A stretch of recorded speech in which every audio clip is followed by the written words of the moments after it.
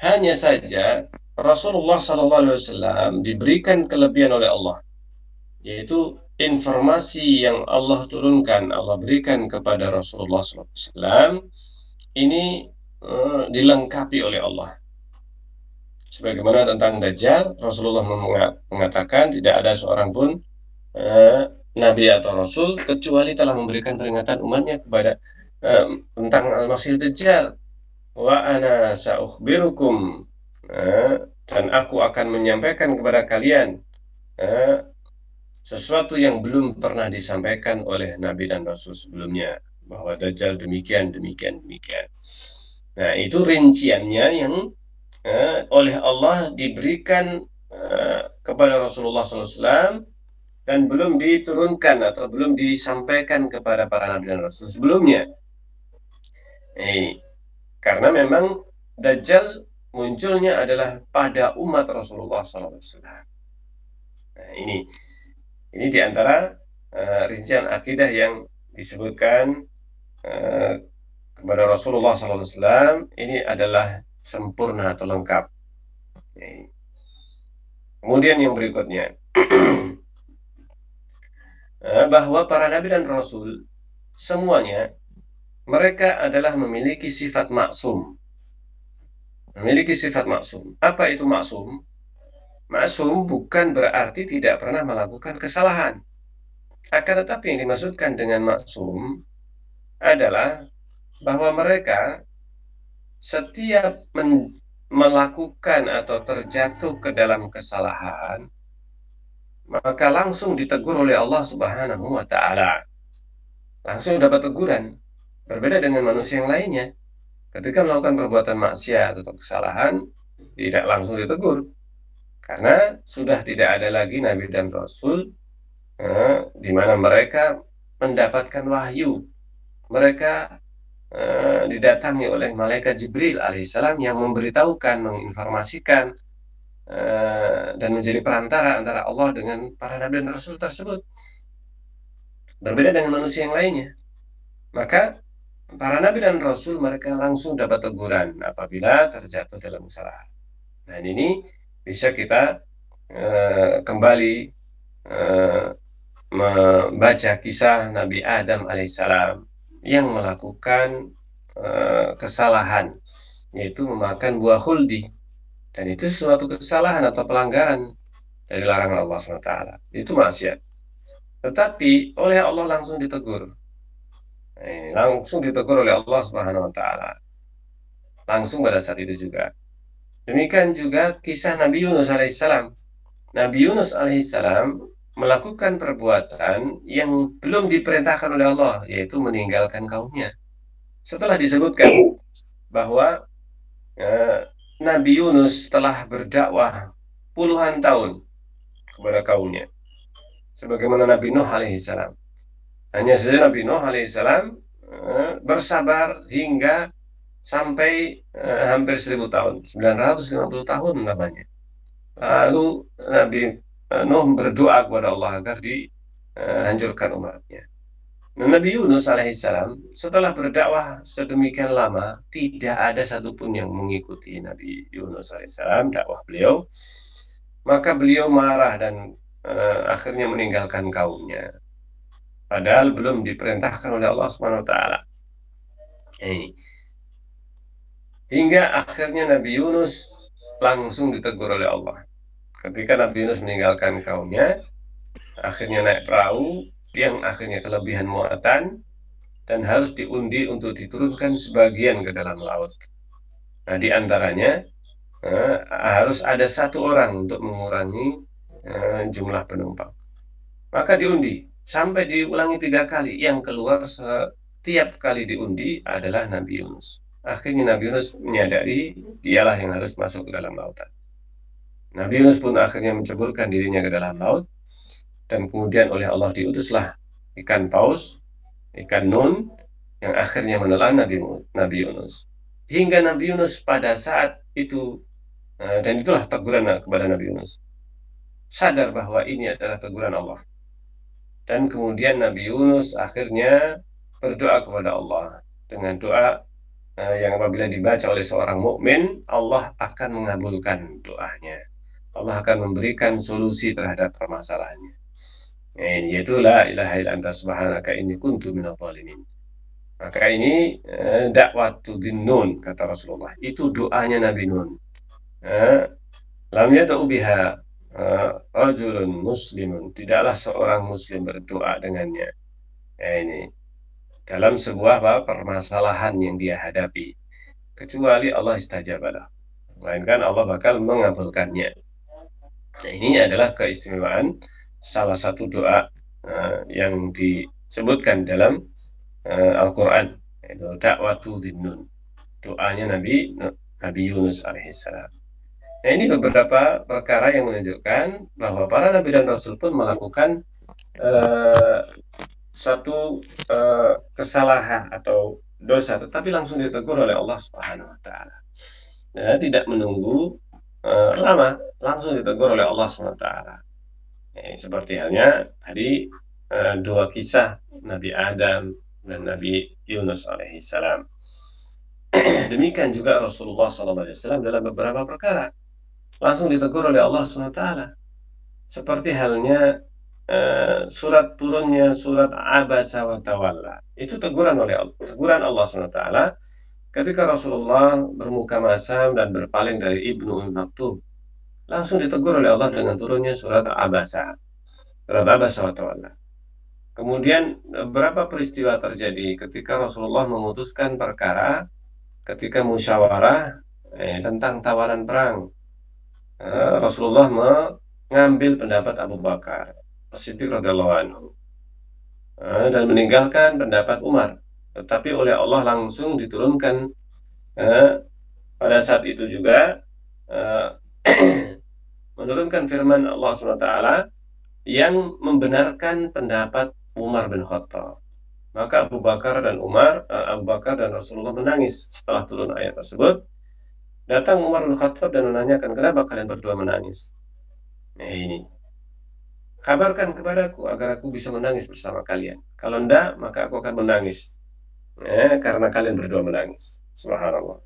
Akhirnya Rasulullah mengabarkan Allah membenarkan ucapan wahai Umar.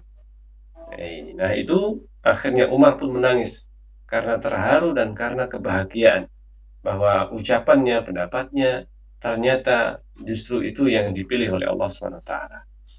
Dan banyak peristiwa yang terjadi khususnya Rasulullah SAW yang menunjukkan bahwa beliau terjatuh dalam kesalahan dan ditegur oleh Allah, termasuk surat Tahrim, sebab turunnya surat At-Tahrim yang oleh Allah ditegur Rasulullah SAW dengan turunnya surat Tahrim. Jadi ada beberapa surat yang itu sebenarnya berasal dari teguran Allah. Surat Abasa wa Tawalla itu teguran Allah SWT. Kemudian surat At-Tahrim, lima tuharrimu ma ahallallahu laka tabtaghi mardati azwajik. Wahai Nabi, kenapa haramkan yang dihalalkan oleh Allah hanya karena mengharapkan ridho sebagian istrimu, ridho para istrimu. Nah, ini ditegur oleh Allah SWT. Rasulullah ingin mendapatkan ridho istrinya, tetapi tidak menunggu atau justru mengharamkan sesuatu yang oleh Allah dihalalkan. Tidak pernah Allah mengharamkannya. Waktu itu adalah madu yang diharamkan oleh Rasulullah atas dirinya, terhadap dirinya. Aku tidak akan minum lagi madu ini.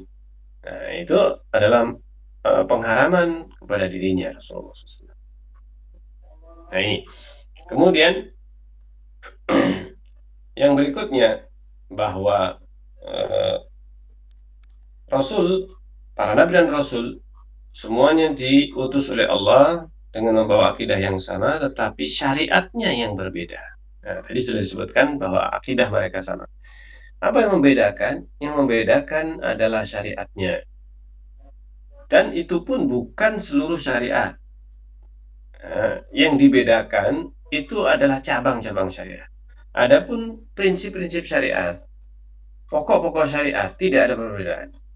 Sama. Yaitu apa? Di antaranya seperti halnya rukun Islam, yaitu yang pertama salat. Salat itu diperintahkan oleh Allah SWT kepada seluruh Nabi dan Rasul tanpa kecuali. Karena itu Rasulullah pada saat Isra dan Mi'raj, terutama pada saat Isra, yaitu perjalanan atau diperjalankan di malam hari dari Baitullah Ka'bah ke Baitul Maqdis. Ini adalah yang dimaksud dengan Isra. Adapun Mi'raj ketika Rasulullah dimi'rajkan ke langit. Jadi Isra perjalanan di malam hari dari Baitullah ke Baitul Maqdis. Ini yang disebut dengan Isra. Ketika di sana di Baitul Maqdis, Rasulullah SAW menjadi menjadi imam salat para nabi dan rasul. Ketika itu setelah datangnya Rasulullah, maka Rasulullah kemudian menjadi imam para nabi dan rasul. Yang diimami adalah ruhnya para nabi dan rasul, karena mereka ruh itu hidup seluruh manusia. Adapun para nabi dan rasul, maka mereka dikumpulkan oleh Allah Subhanahu wa taala. Ruh mereka dikumpulkan oleh Allah dan kemudian bertemu dengan Rasulullah SAW dan menjadi makmum. Dan tidaklah ada namanya nabi dan rasul yang sholat bersama Rasulullah kecuali menunjukkan sholat itu sama, mulainya dari takbiratul ihram sampai salam dengan urutan yang juga sama. Dan zahir dari apa yang dilakukan Rasulullah, sholatnya 2 rakaat, dan tentunya dengan sifat dan tata cara urutan yang sama antara para nabi dan rasul, karena makmum harus mengikuti imam. Tentunya gerakan imam dan makmum mempunyai kesamaan. Sebagaimana kita makmum harus mengikuti imam, maka demikianlah juga para nabi dan rasul. Kemudian puasa. Adapun puasa terdapat dasar yang menunjukkan bahwa para nabi dan rasul sebelumnya juga disyariatkan. Dan kita hafal di dalam surat Al-Baqarah, Allah berfirman, kutiba alaikumusiyam kama kutiba alal ladzina min qablikum la'allakum tattaqun. Telah ditetapkan puasa atas kalian umat Rasulullah, kama kutiba alal ladzina min qablikum, sebagaimana telah ditetapkan puasa itu diwajibkan terhadap umat-umat sebelum kalian agar kalian bertakwa.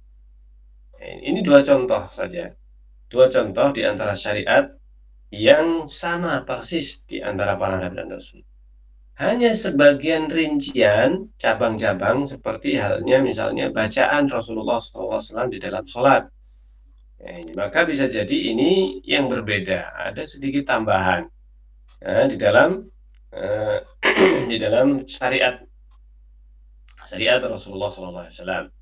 Ini seperti sebagian bacaan, atau disyariatkan wudhu pada umat Rasulullah SAW, tapi sholatnya sama, tata caranya sama, hanya saja diperintahkan atau disyariatkan untuk umat Rasulullah untuk berwudhu. Karena itu nanti pada hari kiamat umat Rasulullah mempunyai perbedaan dengan umat sebelumnya, yaitu ghurran muhajjalin min asar wudhu, yaitu bercahaya pada dahi atau anggota wudhu, dahi, tangan, kaki. Umat Rasulullah itu akan bercahaya. Ini wajahnya, kedua telapak tangan dan kaki. Ini mempunyai perbedaan, yaitu bercahaya pada hari kiamat. Dan itu bisa dijadikan tanda oleh Rasulullah untuk Rasulullah SAW bahwa itu adalah umat beliau. Ketika Rasulullah dalam hadis syafaat atau hadis haud, hadis telaga, Rasulullah SAW menceritakan bahwa ana faratukum alal haud, aku akan menunggu kalian, artinya menjadi yang pertama kali datang ke telaga. Ana faratukum alal haud.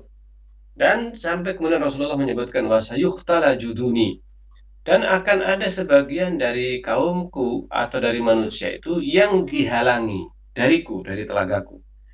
Fakultu ya Rabbi ummati, saya berkata wahai Rabb, umatku, itu umatku. Dari mana Rasulullah mengetahui? Dari asar wudu. Ibasuna ya innakum tubasuna yaumil qiyamati ghurran muhajirin min asar wudu. Ini kalian dibangkitkan oleh Allah dalam keadaan ghurran muhajirin, bercahaya wajah dan tangan dan kaki, telapak tangan dan kaki, karena bekas air wudu. Itu menjadi umat ciri khasnya umat Rasulullah. Nah, itu perbedaannya. Jadi syariat, prinsip-prinsip syariat itu sama, puasa. Kemudian di antaranya yang juga disebutkan dasar kesamaannya, yaitu syariat rajam dan potong tangan, yaitu hukum hudud. Ini banyak kesamaan. Rajam sudah ada di dalam Taurat dan juga kitab sebelumnya. Sehingga ketika datang seorang Yahudi kepada Rasulullah SAW yang diperintahkan oleh ulama mereka, datang coba kepada Muhammad, tanyakan tentang hukum orang yang berzina. Ini di dalam Al-Quran atau di dalam syariatnya. Maka Rasulullah SAW akhirnya menjawab, coba datangkan pendeta, suruh membawa Taurat mereka, tunjukkan hukum orang yang berzina, muhsan yang berzina di dalam kitab kalian. Maka mereka menutupi kalimat yang menunjukkan syariat rajam. Mereka tutupi. Karena kitab Taurat hanya dipegang oleh para pendeta mereka. Ketika dibacakan oleh mereka, maka mereka menutupi kalimat yang menunjukkan syariat rajam. Rasulullah memberitakan tentang hal itu dan mendustakan bahwa mereka menyembunyikan ayat rajam. Nah, demikian juga potong tangan. Nah, ini menunjukkan bahwa banyak syariat yang sama, prinsip-prinsip syariat itu adalah sama. Rinciannya saja yang berbeda, sebagian yang dihalalkan dan diharamkan. Nah, yang diharamkan dan dihalalkan di umat Rasulullah. Seperti misalnya mereka diharamkan oleh Allah untuk makan ikan yang tidak bersisik. Yang tidak bersisik berarti seperti lele, belut, dan ikan-ikan yang lainnya yang tidak bersisik tidak boleh dimakan kalau mereka konsekuen dengan Taurat. Itu apa? Tentang larangan makan ikan yang bersisik. Adapun hal-hal yang diharamkan secara mutlak seperti khamr, larangan babi, ini semuanya disebutkan di dalam kitab-kitab sebelumnya, tidak ada perbedaan. Jadi haram babi pada umat sebelumnya itu sudah diharamkan. Babi ada pengharamannya di dalam kitab Taurat. Dan demikian juga seluruh syariat yang ada, prinsip-prinsip syariat atau pokok-pokok syariat itu terdapat kesamaan. Hanya saja cabang-cabang syariat yang dibedakan. Nah, ini di antara perbedaan yang ada pada para nabi dan rasul. Kemudian yang berikutnya bahwa seluruh nabi dan rasul berhasil menjalankan tugas. Sudah ini tadi, ya. Ya. Mungkin saya ulangi karena mungkin termasuk yang tidak tersampaikan tadi, terputus. Yaitu bahwa para nabi dan rasul mereka sudah semuanya berhasil menjalankan tugasnya. Semuanya berhasil menjalankan tugas mereka. Dan mereka umat yang dipilih oleh Allah SWT dengan sifat kejujuran mereka. Sifat utama yang dipilih oleh Allah adalah kejujuran, kebenaran ucapan, dan akhlak mereka yang terpilih. Mereka adalah umat-umat pilihan. Mereka dikenal di kaumnya masing-masing, termasuk Rasulullah, adalah manusia yang memiliki sifat-sifat yang terpilih. Mereka adalah kader yang dianggap kader di dalam umat masing-masing. Ini seperti halnya Nabi Isa alaihissalam, Nabi Musa alaihissalam, dan nabi-nabi yang sebelumnya. Jadi mereka adalah umat yang sebenarnya di antara kaumnya itu adalah kaum yang atau umat yang mengetahui kebaikan sifat-sifat para nabi dan rasul di antara mereka. Karena diutus para nabi dan rasul pada kaumnya masing-masing. Dan mereka sebelum diutus menjadi rasul, mereka adalah manusia yang terpilih, manusia yang memang diharapkan oleh kaumnya sebagai calon pemimpin. Tetapi ketika mereka membawa atau diutus oleh Allah SWT untuk membawa risalah mereka dan disampaikan kepada umatnya, mereka mengingkari, mereka mendustakan. Padahal sebelumnya mereka dipercaya oleh kaumnya. Tapi ketika menyampaikan risalah, justru mereka kemudian didustakan. Karena itu Rasulullah termasuk yang juga mendapatkan perlakuan yang demikian dari kaumnya, dan oleh Allah dikatakan, ma kunta bida'an minar rusul. Engkau bukanlah Rasul pertama, tapi telah terdahulu para nabi dan Rasul sebelumnya yang didustakan mereka juga sebagaimana engkau didustakan. Jadi itu sifat para nabi dan Rasul, dan mereka mempunyai sifat dan kejujuran yang tidak diragukan. Nah, ini hanya saja di antara yang juga kita yakini bahwa para nabi dan Rasul mempunyai tingkatan keutamaan. Mereka semuanya manusia pilihan di antara kaumnya. Tetapi di antara para nabi dan Rasul juga ada tingkatan atau kedudukan yang berbeda-beda di antara mereka. Yang paling afdal adalah Rasulullah SAW. Ini.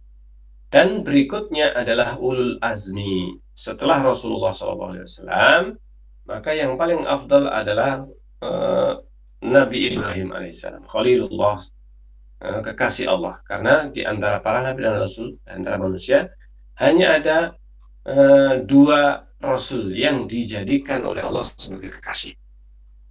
Nah, ini. Di dalam Al-Quran disebutkan tentang Nabi Ibrahim. Dan Rasulullah SAW menyebutkan bahwa dirinya dijadikan kekasih oleh Allah di dalam hadis. Nah, ini dalam hadis Rasulullah SAW. Lau kuntu mutakhidan khalilan lattakhadtu Abu Bakrin khalilan, walakinni khalilur rahman. Seandainya aku menjadikan seseorang, memilih seseorang itu menjadi kekasih, tentu saya sudah menjadikan Abu Bakar sebagai kekasihku. Akan tetapi Allah sudah menjadikanku sebagai kekasih. Tidak mungkin memilih yang lainnya. Nah, Nabi Ibrahim dipilih sebagai kekasih. Nah, ini di dalam Al-Quran, attakhadha Ibrahim khalilan. Allah menjadikan Ibrahim sebagai kekasih. Nah, setelah Nabi Ibrahim, maka seluruh ulul azmi para rasul, itu ada 5, yaitu Nabi Nuh alaihissalam, kemudian Nabi Musa, dan yang terakhir Nabi Isa alaihissalam. Ini ulul azmi. Nah, mereka itulah 5 nabi atau 5 rasul ini yang terpilih di antara seluruh nabi dan rasul, mereka yang paling mulia, paling afdal, hingga dijuluki oleh Allah ulul azmi. Dan yang lainnya adalah para rasul. Secara umum para rasul di atas para nabi. Nah, ini ada perbedaan antara nabi dan rasul. Ini poin yang setelahnya, yaitu terdapat perbedaan antara nabi dan rasul. Apa perbedaannya? Bahwa para nabi, mereka yang membedakan dengan rasul, dan ini terdapat sedikit perbedaan atau perselisihan di kalangan para ulama tentang perbedaan nabi dan rasul. Perbedaan nabi dan rasul ini yaitu apa? Bahwa nabi, sebagian ulama mengatakan nabi itu sama dengan rasul, tidak ada perbedaan. Setiap nabi adalah rasul, rasul juga nabi. Hanya saja terkadang disebut nabi, terkadang disebut rasul. Ini pendapat pertama. Pendapat yang kedua, dan ini kelompok pendapat para ulama, ada 2 kelompok besar. Kelompok yang tidak membedakan nabi dan rasul, dan kelompok kedua yang membedakan antara nabi dan rasul. Kelompok yang kedua ini, di antara para nabi dan rasul ada perbedaan. Tetapi di antara ulama yang membedakan terdapat perbedaan pendapat. Apa bedanya nabi dan rasul? Terdapat perbedaan yang banyak, di antara mereka ada yang mengatakan Nabi itu tidak diperintahkan untuk mendakwahkan kaumnya. Mendakwahkan, mengajak kepada kaumnya, hanya untuk dirinya sendiri. Mereka mencontohkan dengan Nabi Khidir. Nabi Khidir nggak ada pengikut. Jadi untuk dirinya sendiri, maka itulah Nabi. Nah, itu adalah Nabi. Adapun Nabi Musa Rasul, karena diutus untuk menyampaikan kepada kaumnya. Ini sebagian pendapat. Pendapat yang lainnya bahwa eh, perbedaannya bukan terletak pada perintah untuk menyampaikan atau tidak. Karena terdapat dalil yang menunjukkan bahwa Nabi pun diperintahkan untuk mendakwahkan kepada kaumnya. Nabiyina mubasyirina wa mundirin. Allah menyebutkan nabiyin, para nabi, mubasyirina wa mundirin. Mereka, para nabi itu membawa kabar gembira, berita gembira, wa mundirin, dan memberikan peringatan. Dan itulah yang dimaksudkan dengan dakwah amar ma'ruf nahi munkar. Nah, itu para nabi. Sehingga perbedaannya bukan terletak pada perintah untuk berdakwah. Artinya para nabi dan rasul dari sisi ini sama-sama diperintahkan untuk berdakwah, menyampaikan wahyu dari Allah SWT kepada kaumnya. Ini dari sisi ini sama, hanya saja masing-masing berbeda. Nah, ini sedikit banyaknya umat, nah, ini atau umatnya masing-masing berbeda. Ini tapi intinya mereka semuanya baik nabi ataupun rasul diperintahkan untuk menyampaikan. Perbedaannya di mana? Yang pertama, yang dibedakan, sebagian ulama membedakan bahwa syariat, bahwa rasul itu membawa syariat baru, ini salah satu pendapat. Kalau nabi mengikuti syariat sebelumnya, tetapi pendapat ini dikritik oleh sebagian ulama bahwa Nabi Isa seorang rasul, bukan hanya nabi. Nah, ini karena termasuk ulul azmi minar rusul, ulul azmi. Tetapi Nabi Isa tidak membawa syariat baru, tetapi beliau meneruskan syariat Nabi Musa yang ada dalam Taurat. Nah, dari sisi ini menunjukkan bahwa Nabi Isa seorang rasul tetapi tidak membawa syariat baru. Tapi perbedaan yang paling mendasar, yang paling bisa kita rojehkan, kita jadikan pegangan bahwa yang dibedakan adalah bahwa Rasul itu diturunkan kitab kepada mereka, wa anzala ma'ahumul kitab, diturunkan kitab untuk mereka. Adapun Nabi mengikuti kitab yang diturunkan kepada Rasul sebelumnya. Nabi Harun meneruskan syariat Nabi Musa, artinya tidak membawa kitab baru, tetapi beliau menjalankan wahyu Taurat yang diturunkan kepada Nabi Musa. Nabi Isa meskipun meneruskan syariat Nabi Musa alaihissalam di dalam Taurat, tetapi Nabi Isa diturunkan oleh Allah kitab yang berbeda, yaitu Injil. Karena itu Nabi Isa, karena diturunkan Injil, beliau sebagai seorang Rasul, bukan hanya Nabi. Apa yang membedakan? Karena beliau mendapatkan kitab, diturunkan kitab yang berbeda dengan Nabi Musa, yaitu Injil. Nabi Musa diturunkan Taurat, Nabi Isa diturunkan kepada beliau Injil. Nah, ini mungkin yang bisa kita ambil faedahnya dari perbedaan Nabi dan Rasul. Mungkin sementara sampai di sini karena ini waktunya sudah lewat sebenarnya ini. Saya kembalikan kepada Riki. Nah, Ustaz. Insyaallah itu untuk pertanyaan ada atau tidak, Ustaz? Monggo silahkan kalau ada. Monggo untuk Ustaz dulu atau Ustaz Lukman kalau ada yang mau ditanyakan. Kita sekarang bahas iman kepada nabi wa rusul.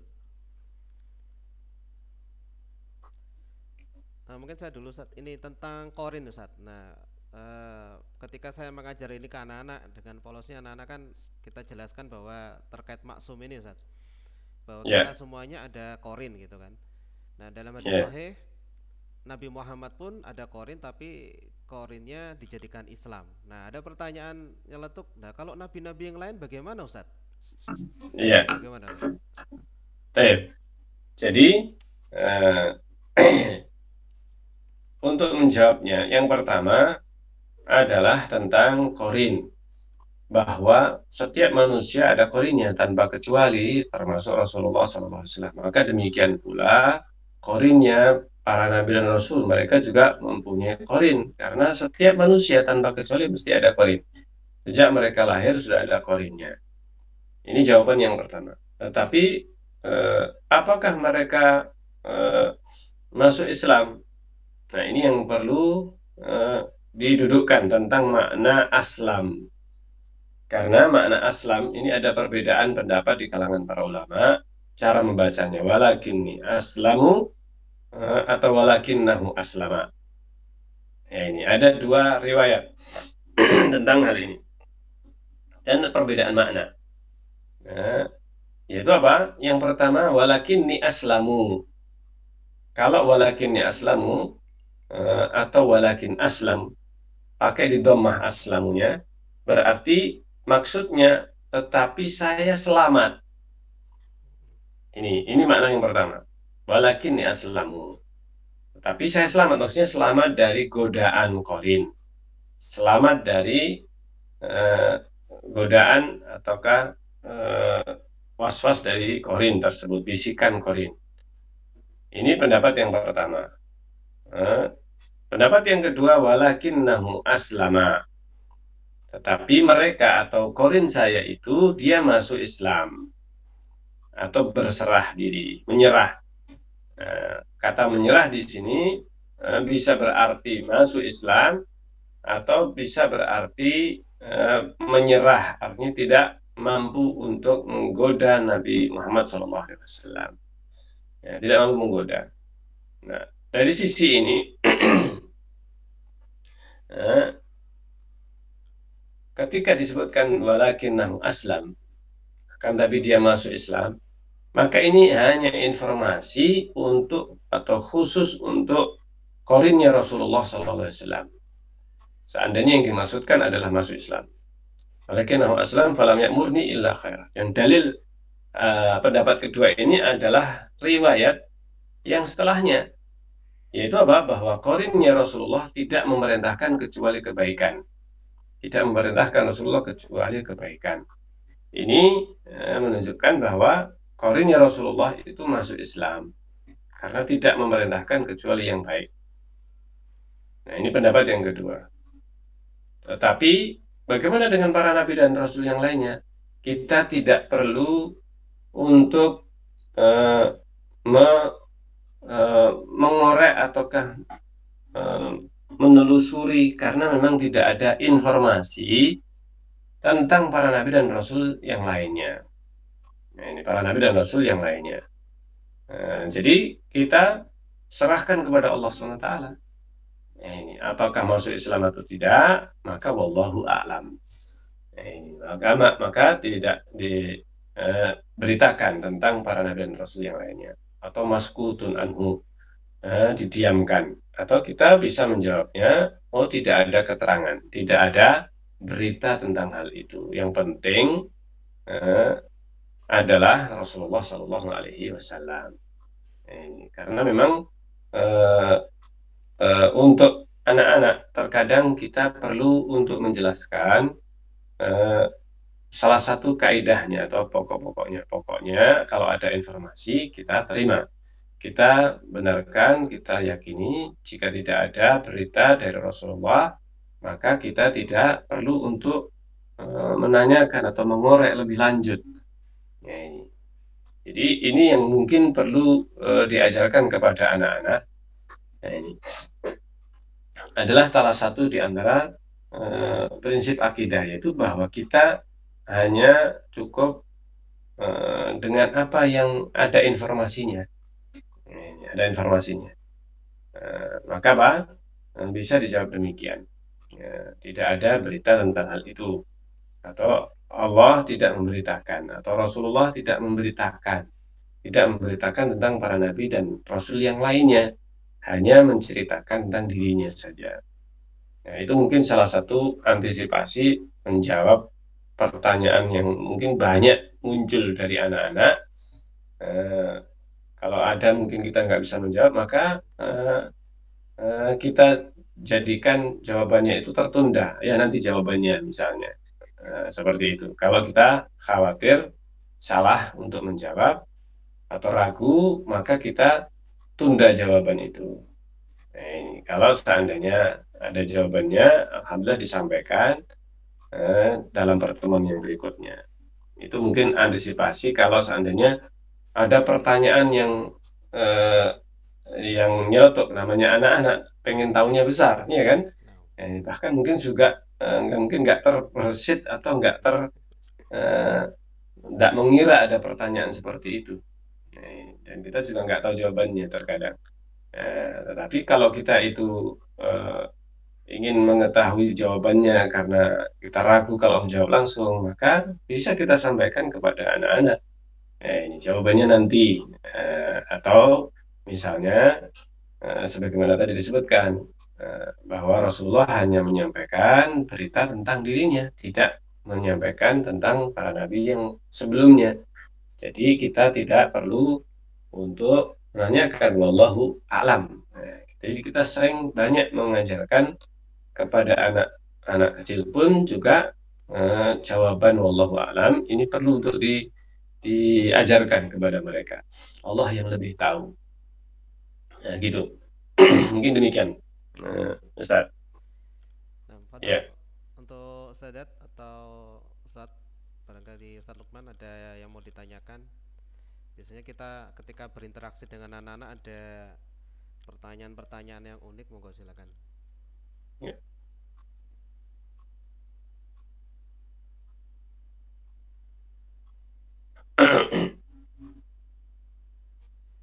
Langsung aja ndak apa? Dep, ada?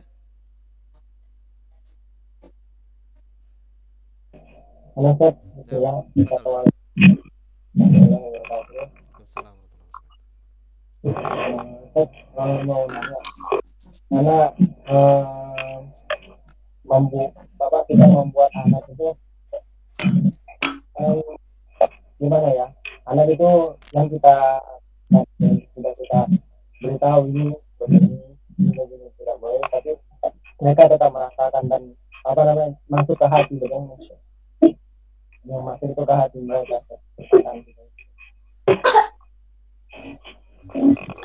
Afan, nggak terlalu jelas nih anunya. Ya, mungkin bisa didekatkan Ustadz Lukman untuk mic-nya. Ini Seth, assalamualaikum warahmatullahi wabarakatuh. Jelas Seth, ini sudah jelas. Ya, coba nanti saya tafsir lah, Pak. Untuk bagaimana mendidik anak agar apa yang kita katakan atau kita ini apa namanya nasehatin mereka itu masuk di hati mereka dan selalu mengingat apa yang kita nasehatin itu, menerima atau nasihat dari guru itu gimana? Sudah jelas saat Ya. Amin suaranya Ustadz Lukman?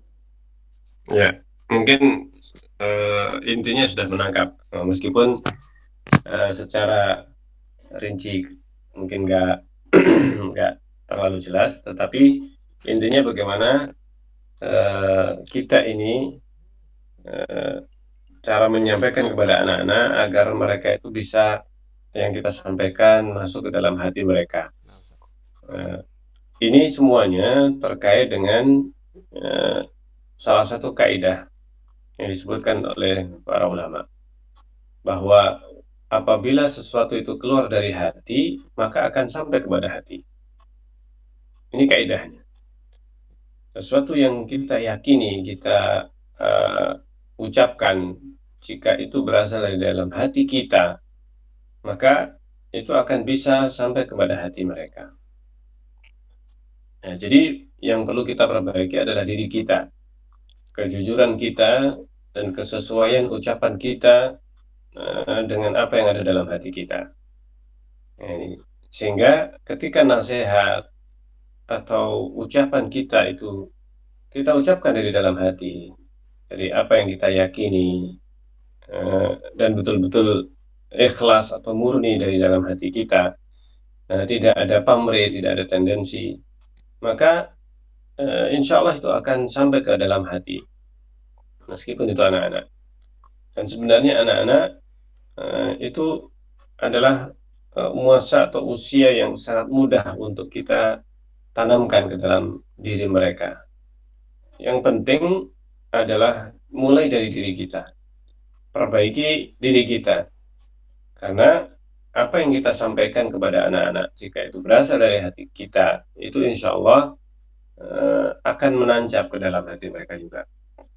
Ini pentingnya para guru, para ustadz dan ustadzah itu menghiasi diri dengan akhlak yang mulia, dengan kejujuran, dengan ketakwaan, menjalankan apa yang dia nasihatkan kepada anak-anak.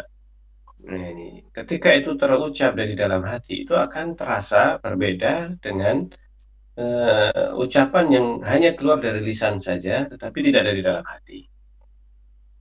Jadi itu insya Allah yang akan banyak memberikan bekas, meskipun bisa jadi sebagian anak-anak atau tidak nampak pada anak-anak pada awalnya, tetapi apabila terus kita mohon pertolongan kepada Allah agar apa yang kita sampaikan itu bisa bermanfaat untuk mereka. Insya Allah itu akan menjadi salah satu cara di dalam kita ini bisa diterima ucapan kita, perbaiki akhlak kita, dan jadikan kita ini betul-betul menjadi suri tauladan yang baik bagi anak-anak. Tunjukkan akhlak kita yang baik kepada anak-anak. Ini saya anak-anak itu akan memberikan menjadi atau menirukan. Apabila seorang guru itu sudah menjadi teladan bagi anak-anak, maka ucapan sang guru itu akan diterima. Apabila anak itu menyukai atau mencintai gurunya, dan kita menginginkan kebaikan dari untuk anak-anak, untuk para anak-anak atau murid-murid kita, niscaya keinginan yang baik itu, meskipun taruhlah misalkan tidak semua anak-anak itu kemudian mendapatkan faidah atau masuk ke dalam hati mereka, tapi minimal ada, dan kita tidak dibebani dengan penerimaan mereka seluruhnya misalnya harus betul-betul berhasil, akan tetapi yang dibebankan kepada kita adalah keikhlasan kita di dalam beramal ketika kita mengajarkan. Jangan sampai ada niat duniawi di dalam diri kita ketika menjadi seorang ustadz atau ustadzah, guru. Tetapi niatkan keikhlasan, karena gaji kita, seandainya kita digaji dengan apa yang kita lakukan, sesungguhnya sangat jauh nilainya.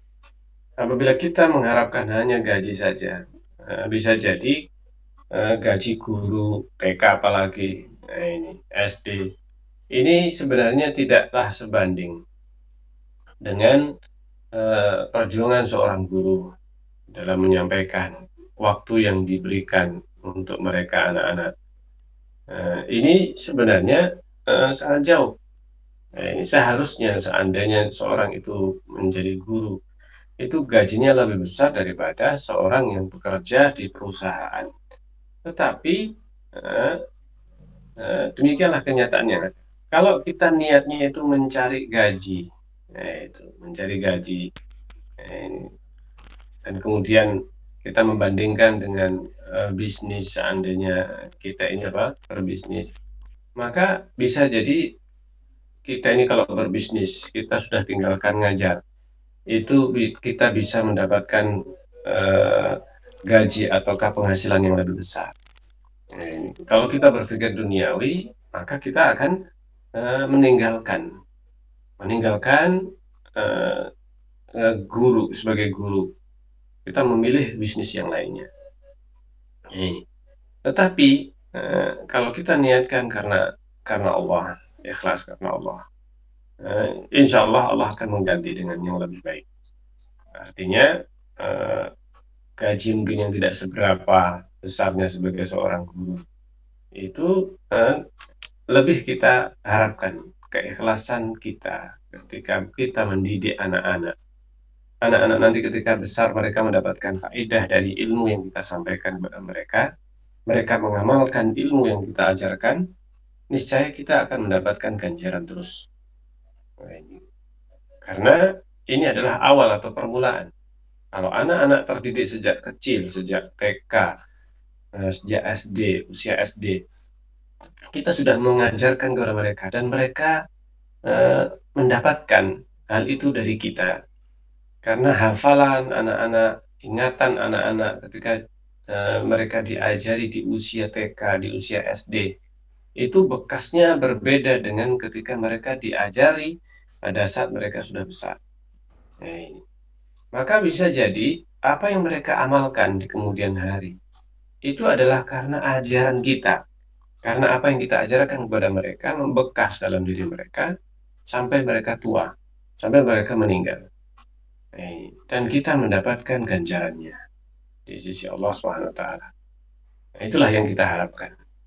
Ya, mungkin demikian inti dari keberhasilan pengajaran seorang guru kepada anak-anaknya. Makanya ajarkan kepada anak-anak itu sesuatu yang bermanfaat untuk akhirat mereka. Dan niatkan ikhlas karena Allah. Karena keikhlasan itulah yang akan menjadi nilai yang atau mengangkat nilai dari amalan kita. Hanya perbedaan niat saja. Jadi berbeda sama sekali dengan orang yang mengajar, sama-sama mengajar, sama-sama mungkin bisa memukau, bisa membuat anak-anak atau seorang guru yang pandai berbicara. Akan tetapi ketika bukan karena Allah, bisa jadi tidak bertahan lama.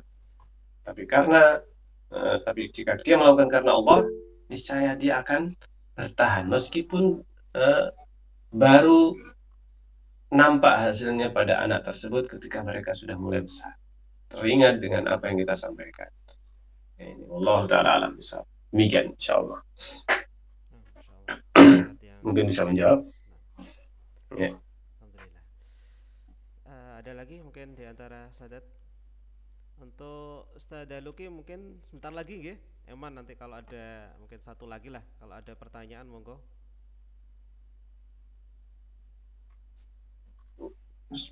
Ada? Ustazat langsung aja kalau Ustazat ada sesuatu yang ingin disampaikan, ditanyakan, tidak apa-apa.